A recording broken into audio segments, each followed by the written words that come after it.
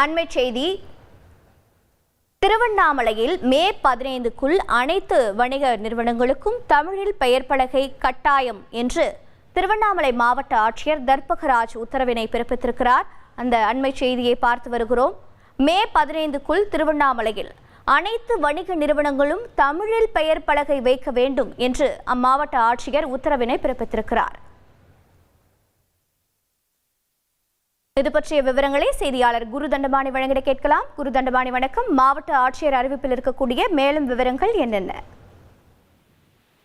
திருவண்ணாமலை மாவட்டத்தில் உள்ள அனைத்து வணிக நிறுவனங்கள் மற்றும் வணிக கடைகள், திரையரங்குகள் உள்ளிட்ட அனைத்திலும் மே 15க்குள் தமிழில் பெயர் பலகை வைக்க வேண்டும் என மாவட்ட ஆட்சியர் தர்பகராஜ் ஒரு அறிக்கையை வெளியிட்டுள்ளார்.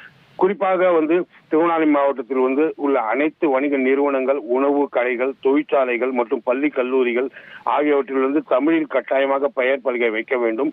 மேலும் பெரியதாகவும் அதற்கு கீழே ஆங்கிலம் மற்றும் வேறு மொழிகள் சிறியதாக இருக்க வேண்டும் எனவும், இதை கட்டாயமாக அடுத்த மாதம் மே 15க்குள் அனைத்து வணிக நிறுவனங்கள், பள்ளி கல்லூரிகள், திரையரங்குகள், ஹோட்டல்கள் உள்ள அனைத்து கடைகளும் மே 15க்குள் தங்களது நிறுவனங்களிலும் தமிழில் பெயர் வைக்க வேண்டும் என மாவட்ட ஆட்சியர் தர்பகராஜ் உத்தரவிட்டுள்ளார்.